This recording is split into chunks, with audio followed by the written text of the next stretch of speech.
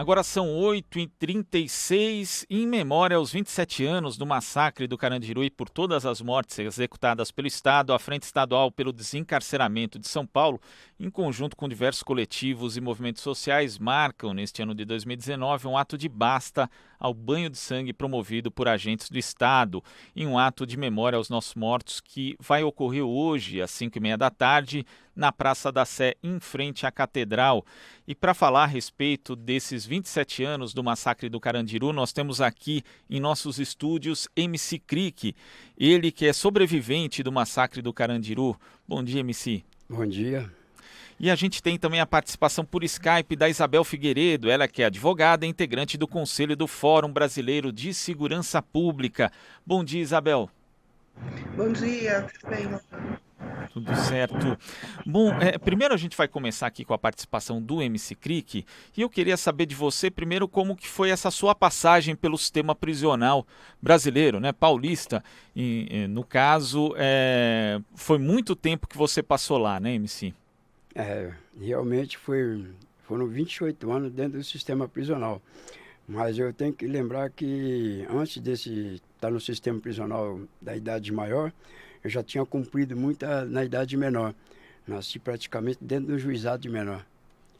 Certo. E aí como que você foi parar lá no sistema prisional já adulto? Em que lugar primeiro que você acabou ficando? Bom, eu me envolvi numa série de crimes, né? Porque não tinha estudo, não se justifica nenhum erro, né? E era uma pessoa totalmente marginalizada, uma pessoa totalmente criada nesse sistema, né? Que não via uma saída. E de repente você está esperando sempre que algo vai acontecer, uma morte ou algo assim que vai vir a qualquer momento e vai se vivendo cada vez mais dentro dessa daí. Numa dessa daí, acabei cometendo um dos crimes que é difícil de sair, que é o 157, parágrafo 3º, que é o latrocínio, e ficou uma situação difícil de sair. Eu costumo dizer que consegui unir uma coisa que era negativa, fazer com que ela seja positiva, e ali eu tive a oportunidade de estudar. Foi justamente ali na casa de detenção o antigo presídio do Carandiru, aqui em São Paulo? Sim, foi ali no Carandiru.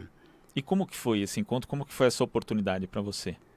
Essa oportunidade eu morava no Pavilhão 9, em 1979, e me envolvi numa série de problemas que existiu, que resultou em morte de alguns nessa época, e fui parar no Pavilhão 8. No Pavilhão 8 tinha um professor que era voluntário, ele quase não conseguia dar aula lá, quase ninguém ia, ele não trabalhava lá. E eu falei na necessidade de aprender alguma coisa, de aprender a ler. Eu olhava os livros e ele me adotou. E eu abracei essa daí e comecei a aprender. Tive a necessidade muito grande de aprender, como uma fome quando a gente quer se alimentar. E eu fui clareando cada vez mais a minha mente que era necessário sair dessa situação. E ali no Carandiru você ficou quanto tempo, MC? Ali, entre idas e vindas, que eu fui muitas vezes transferido para outras penitenciárias, eu fiquei 20 anos.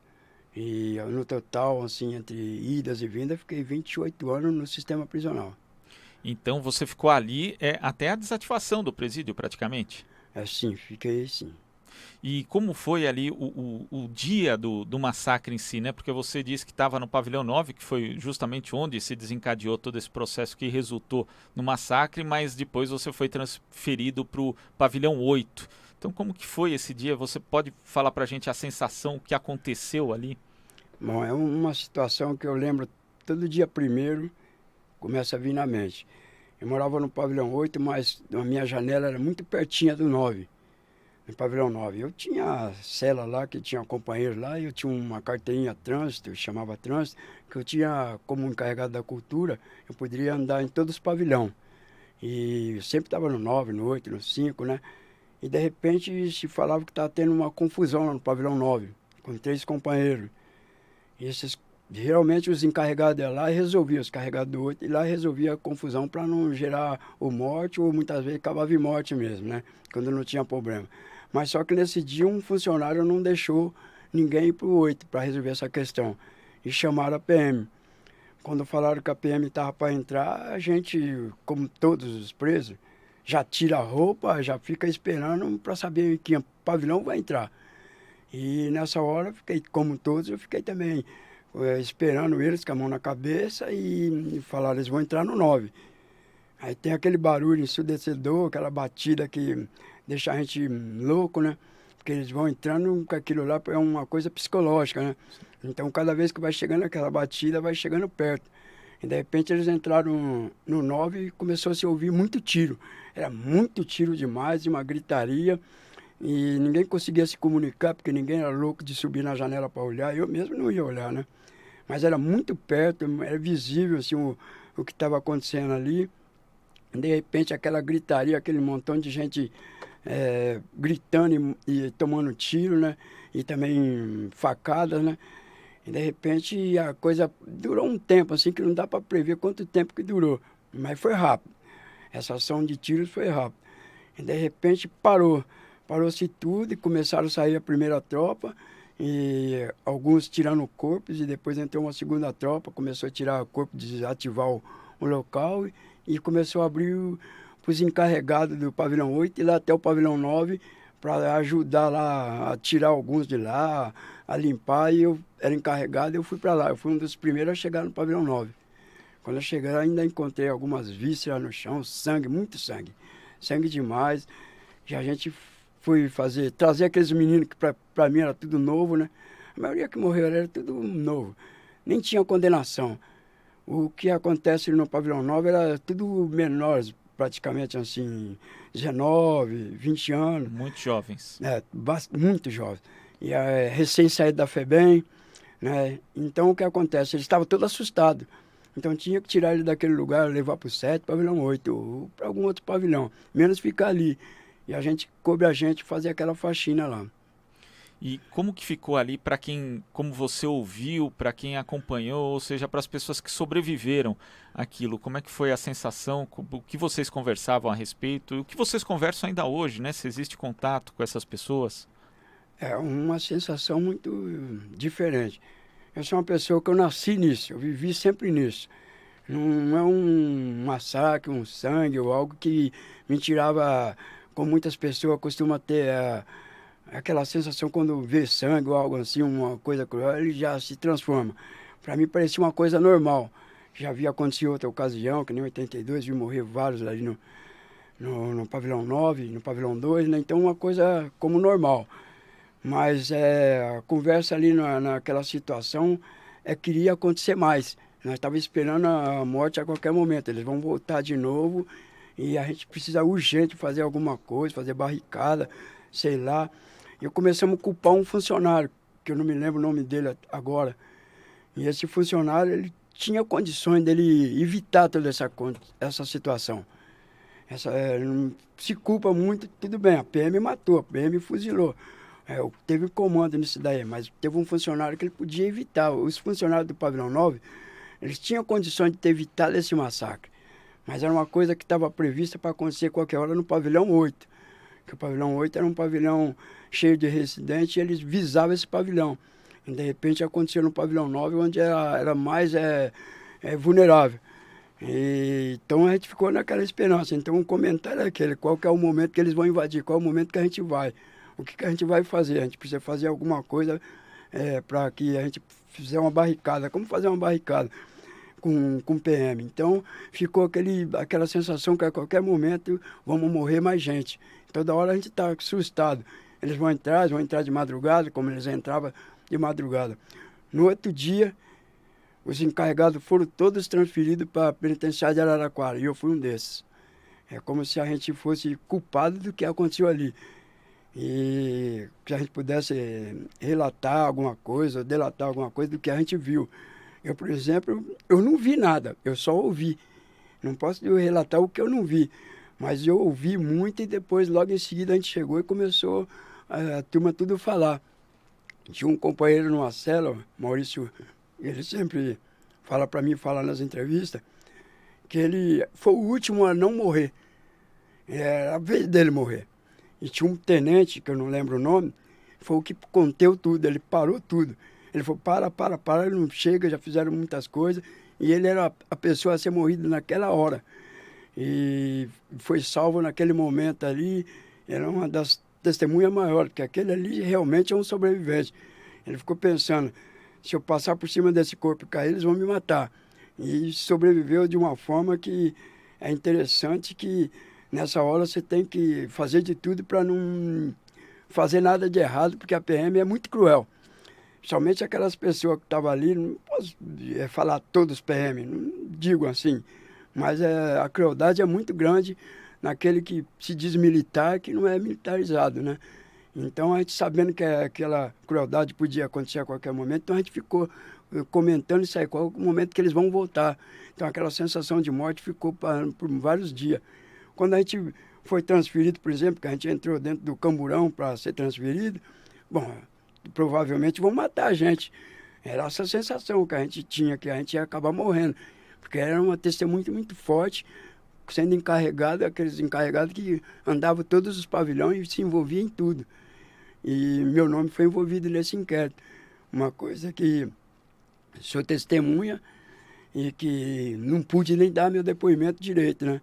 Porque na época que a gente foi dar o depoimento, tinha aquela turma da PM assim, que já sabe, você já viu, vê direito o que você vai falar, tudo aquela pressão. Eu costumo dizer que o judiciário da época que estava julgando esse caso, ele foi omisso. E se ele é omisso, ele é tão culpado quanto. Certo. Olha, MC, a gente vai chamar também para conversa a Isabel, que está conosco aqui por Skype. Isabel, essa situação que o MC Crick descreveu aqui, esse cenário de horror, né, do massacre do Carandiru, na verdade depois a gente teve recentemente massacres também em Altamira, também em Manaus, ou seja, o que mudou na situação carcerária no Brasil de lá para cá, Isabel? Eu acho que tem algumas coisas bem diferentes em relação ao caso do massacre do Carandiru, né? Tem uma semelhança no sentido da superlotação que não mudou, pelo contrário, só piorou, né? O sistema penitenciário brasileiro ele é caótico do ponto de vista de impossibilidade de gestão. A partir do momento que você tem presos basicamente o dobro da quantidade de vagas, o dobro de pessoas em relação à quantidade de vagas, fica impossível você imaginar, por exemplo, programas de ensino, de qualificação profissional, enfim, é um sistema que ele não tem nenhum sentido, ele só gera coisa ruim para todo mundo, né? Inclusive para a sociedade como um todo. Ele não serve para a finalidade, de alguma forma, de minimamente tentar ressocializar, e, ao contrário, ele gera uma série de problemas. Ele é uma coisa sem cabimento, né? Mas tem uma diferença em relação ao massacre do Carandiru, a esses outros casos que você citou, que é o fato de que no massacre do Carandiru você tem uma situação interna que nunca foi 100% esclarecida, que determina ali, ou que faz com que você tenha aquela entrada da PM, e é um massacre causado pela PM no final, né? A PM mata essas pessoas. Nesses outros casos que você mencionou, e que tem a ver com esse perfil mais recente dos problemas maiores penitenciários que a gente tem tido no país, são questões de brigas internas entre facções presas. Quer dizer, a gente não tem esse elemento tão claro mais do Estado entrando e de alguma forma dizimando pessoas, né? São espaços de disputa dentro da própria cadeia, de alguma forma. A gente tem estados hoje que separam os seus estabelecimentos penitenciários de acordo com facções. Às vezes num mesmo presídio você tem alas para a facção A ou para a facção B, e aí esses casos todos últimos, recentes, que a gente tem, são de brigas internas entre esses grupos. Do ponto de vista da gravidade do resultado, é tão sério quanto, né? Você tem números altíssimos de pessoas que morrem, cenas dantescas, enfim, é o mais perfeito retrato do descalabro que é o nosso sistema penitenciário. Mas não dá para não deixar de frisar essa diferença de que não é a PM entrando, né? E no caso, né, quando a gente fala dessa disputa de facções, É bom lembrar que também a facção talvez a mais relevante, né, do ponto de vista de organização criminosa no Brasil hoje, o PCC, surge justamente a partir do massacre do Carandiru, né? Tanto que o massacre é lembrado ali no estatuto do PCC. Então a gente pode dizer, Isabel, que essa falta, essa omissão do Estado acabou resultando também nesse fortalecimento das facções. Sim, e mais do que isso, né? Acabou resultando lá atrás e acaba resultando no cotidiano, né? Porque o que a gente acaba fazendo hoje enquanto sociedade é pegando muitas vezes um criminoso que praticou um crime simples, né? Muitas vezes a gente ainda está aprendendo e tem estudos importantíssimos sobre isso, usuários como se traficantes fossem, né? E tá de alguma forma, tem uma fala que é quase clichê, né? Mas de alguma forma a gente está ali fornecendo uma mão de obra barata e fácil de repor para essas facções criminosas. Quer dizer, de algum jeito o Estado não só propiciou o surgimento dessa facção lá atrás, como segue propiciando o seu fortalecimento hoje com esse encarceramento enlouquecido e desenfreado que a gente tem no país, né? Ou seja, é urgente para a gente, inclusive, tratar essa questão da criminalidade que se revise essa lógica do encarceramento em massa, porque é algo que não só produziu essas facções, produz o seu fortalecimento, como você disse, Isabel, e infelizmente não resolve nada, né? Não, e é mais, né? Não é nem só que não resolve e causa problemas, né? A gente tem tido, por exemplo, a gente está saindo agora, nessa semana, de uma situação de crise no Ceará, de ataques nas ruas, né? E aí a gente teve uma série de prisões que foram feitas em decorrente disso, e a inteligência do Estado, junto com a inteligência do governo federal, detectaram, não sei até que ponto essa versão vai se sustentar ou não, mas detectaram, inclusive, que um dos mandantes desses ataques estava preso lá em Pernambuco. Né? Quer dizer, a gente tem aí uma coisa que é isso, não só esse encarceramento em massa não está resolvendo, não vai resolver, não tem como resolver, como ele gera e alimenta muitas vezes a criminalidade que está na rua. Então, de algum jeito, vai ter que chegar um momento, e eu espero que ele chegue logo, embora a minha esperança seja meio vã, considerando aí todo o nosso cenário político, mas que a sociedade vai ter que entender um pouco, vai ter que racionalizar um pouco essa questão. Porque me parece que o que acontece é uma sociedade muito preocupada com a questão de criminalidade, nossos índices são muito altos, né, de violência e crimes violentos, particularmente, e aí o que a gente tem é como que uma sanha punitivista, né? O que a gente quer? Tirar essas pessoas da rua, encarcerar essas pessoas e esquecer que elas estão lá. Só que isso além de todos os erros da premissa do raciocínio, né, tem um erro na conclusão do raciocínio. Né? Não existe isso, esquecer que elas estão lá. Elas estão lá, elas vão voltar, elas estão se fortalecendo lá agora nesse cenário de facção. Então, em algum momento, tem que ter um freio de arrumação na lógica punitivista do país, percebe? Não é uma questão só do executivo que não tem política penitenciária ou que não constrói presídio no tempo que precisa. Não, também não é uma questão só desse parlamento enlouquecido que tudo que faz é ficar aumentando o tamanho de pena, endurecimento, crescimento de regime. E também não é uma culpa só do Poder Judiciário que condena todo mundo, né? É uma coisa que é meio global e que em algum momento isso vai ter que a gente vai precisar, enquanto sociedade, olhar e falar, cara, isso não dá certo, precisa mudar. Ou seja, a sociedade precisa entender que justiça não pode ser sinônimo de prisão. Exatamente. Tá certo, Isabel. O primeiro MC Cric, eu queria agradecer a sua participação aqui. Queria que você falasse aqui, a gente está premido pelo tempo, mas você pode falar rapidinho aqui do seu trabalho também no Grupo Comunidade Carcerária? Bom, esse trabalho aqui a gente começou lá dentro, porque realmente se via uma situação que estava prevista que o encarceramento ia acontecer, já existia uma superlotação. Eu tinha um espaço que as pessoas faziam trabalho manuais lá que não levava a nada. Esse espaço eu transformei num espaço cultural. E ali foi transformando as pessoas foram fazendo essa cultura e a gente resolveu que tinha que expandir. Quando eu falei para a turma que eu ia fazer um filme, que eu ia gravar CD, que a gente ia trabalhar com teatro ali dentro, ninguém acreditou. E esse trabalho acabou acontecendo com esse CD gravado. Esse foi o primeiro CD gravado lá dentro, que foi muito difícil da gente gravar esse CD. foi uma situação muito constrangedora, porque a gente passou por diversas situações para gravar, que tudo que eles não querem é uma ressocialização, e eles viam que estava acontecendo algo bom. O que acontece? Quando se acabou o Carandiru, devia ter levado aquele trabalho cultural, já que eles fizeram vários CDPs, e esses CDPs não tem nada, as pessoas andam para lá e para cá e não tem cultura, não tem estudo, não tem nada. Então ele devia levar essa cultura para esses CDPs. Aliás, já devia começar o desencarceramento dali. Porque já se previa que havia uma situação lá na frente muito pior ainda do que já tinha acontecido. E hoje a gente está vendo isso.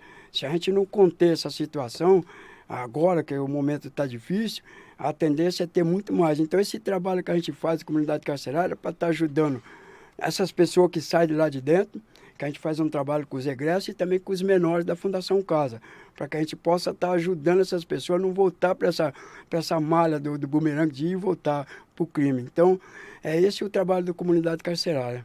Tá certo. Conversamos aqui com o MC Crick. Parabéns, MC Crick, pelo seu trabalho. Muito obrigado pela sua participação, e a gente agradece também a participação da Isabel Figueiredo, advogada integrante do Conselho do Fórum Brasileiro de Segurança Pública. Obrigado, Isabel. Obrigada a vocês.